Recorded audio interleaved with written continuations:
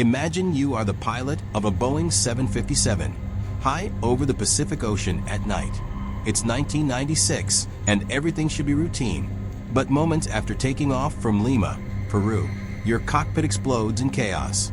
The master warning alarm sounds, a continuous, jarring tone that demands immediate attention.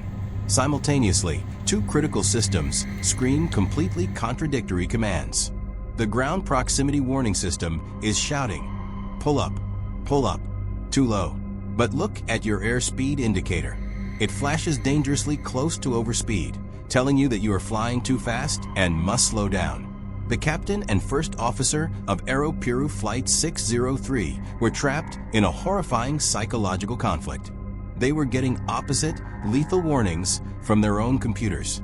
They didn't know if they were climbing or diving, slow or fast. They only knew that every piece of electronic information they relied on had become useless. And the root cause of this total systems failure? It wasn't a computer virus, a wiring failure, or an engine stall. It was a single cheap, forgotten piece of adhesive tape. Today, we analyze Aeroperú Flight 603, a disaster that was not a failure of aviation engineering, but a catastrophic failure of quality assurance and process management. To understand the chaos inside that cockpit, we must first understand the aircraft's most critical sensory system, the Pitot-Static system. This system is the plane's primary link to reality. Crucially, it uses small vents called static ports on the side of the fuselage to measure ambient air pressure. This measured pressure is the key to everything. It tells the flight computer three vital metrics: your altitude, your airspeed, and your vertical speed. The night before the flight, the aircraft underwent a mandatory cleaning procedure. Standard protocol requires maintenance crews to cover these sensitive ports with protective tape to shield them from washing solvents and polish. This is a common manual step. But here is where the multi-million-dollar system was sabotaged by a $1 mistake. The technicians used silver masking tape that perfectly blended with the aircraft's silver and white paint scheme. And in the rush of the night shift, the final, most basic safety step was skipped: removing the covers. The plane took off with its critical sensory system completely sealed off. The result was a sophisticated machine rendered functionally blind. When Flight 603 leveled off at altitude, the blocked ports caused the instruments to drift. The sensors, unable to breathe outside air, were now reporting nonsense data, confusing the pilots and triggering cascading electronic failures. The flight computer was essentially reporting a pressure reading based on the altitude of the airport they had just left. The pilots were fighting a machine that systematically lied to them. The captain's airspeed indicator read too high, while the first officers showed a dangerous stall speed. The computers were trapped in an endless loop of contradiction. They tried to use backup instruments, but those instruments also rely on the static ports. When the pilots tried to descend to a safe level, the computer screamed, "You're going too fast." When they tried to slow down, it screamed, "Stall, pull up." The psychological pressure of this contradictory data was immense. Unable to trust their instruments, they had to rely on vague, delayed radar reports from ground control. The crew was forced to fly blind and manually, attempting to keep a multi-ton jet stable in total darkness. With no reliable speed or altitude data, the crew was relying solely on vague radar reports from ground control. In the final moments, the aircraft was forced into an uncontrolled descent. The crew believed they were still at a safe altitude when they struck the sea.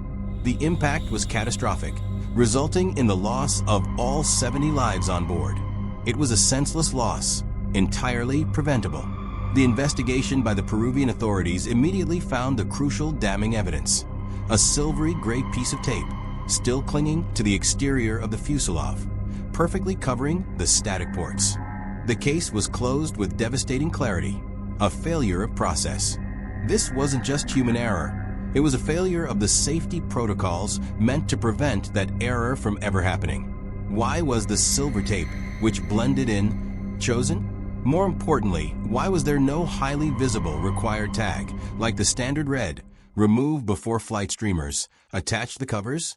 The total consequence of that one piece of forgotten tape was the loss of 70 lives and the destruction of a multi-million-dollar airframe. The most complex system in the world is only as safe as the simplest step in its maintenance process. However, the investigation didn't just stop at blaming the technician. This failure quickly led to a major jurisdictional dispute. The maintenance crew was local, but the aircraft, a Boeing 757, was certified by the U.S. Federal Aviation Administration, or FAA. Both sides pointed fingers at the design of the maintenance process itself. The pressure from this event forced a global review. The subsequent safety recommendations were transformative. The FAA and aviation organizations worldwide mandated that all covers for flight critical sensors, like the static ports, must be brightly colored, high visibility, and linked to the aircraft with a brightly colored tether and a large remove before flight flag. This ensured the item could not be missed during the mandatory pre-flight walk-around inspection. The process was literally re-engineered to prevent simple human oversight from becoming catastrophic. It added a new, required layer of safety redundancy into the global workflow. To the casual observer, the cockpit was pure chaos, but technically, there was a subtle distinction the pilots missed in the panic. The pilot was receiving altitude from two sources: the main altimeter, which was sealed by the tape, and the standby altimeter. This standby altimeter, by design, used a different set of static ports. While still faulty, it was an independent system. The key failure here wasn't just the tape. It was the pilot's inherent trust in the primary systems, which were screaming that the secondary standby readings were wrong. The standby altimeter was showing them a pressure altitude reading, an uncorrected altitude that was close to the truth, but the primary computer was telling them, "No, that's just a backup, it's irrelevant." This incident demonstrated a critical flaw in human-machine interface design. When a catastrophic failure occurs, the primary system, which has the loudest voice, can completely drown out the only instrument telling the truth. The pilots were effectively flying an engineering design flaw that this single piece of tape exposed, sealing their fate. The legacy of Aeroperú Flight 603 is one of rigorous self-correction in the industry. The airworthiness directive that followed this incident changed maintenance procedures globally. Every component requiring removal before flight must now be clearly tagged with a high visibility flag. Aviation learned the hard way that the smallest details carry the biggest risk. But the lesson extends far beyond the tarmac. As engineering analysts, our takeaway is that the most sophisticated system is only as good as the integrity of its simplest input. We must design processes that are fault tolerant, assuming human error will occur. This analysis of system failure is precisely what this channel is all about. If you appreciated this deep dive into system failure, and if you want to understand the forensic engineering behind why things go wrong, not just that they went wrong, then I need your help to keep this channel growing. If you found this analysis insightful, please hit the like button below. That action tells the YouTube algorithm that this content is valuable, and it helps me reach more people interested in forensic engineering. If you want more weekly deep dives into structural aviation and tech failures, make sure you subscribe right now and turn on notifications so you don't miss our next video. And finally, if you haven't seen it yet, check out yesterday's video where we analyzed a completely different kind of material failure, a catastrophic structural collapse. That video is linked right here on the screen. Thank you for watching.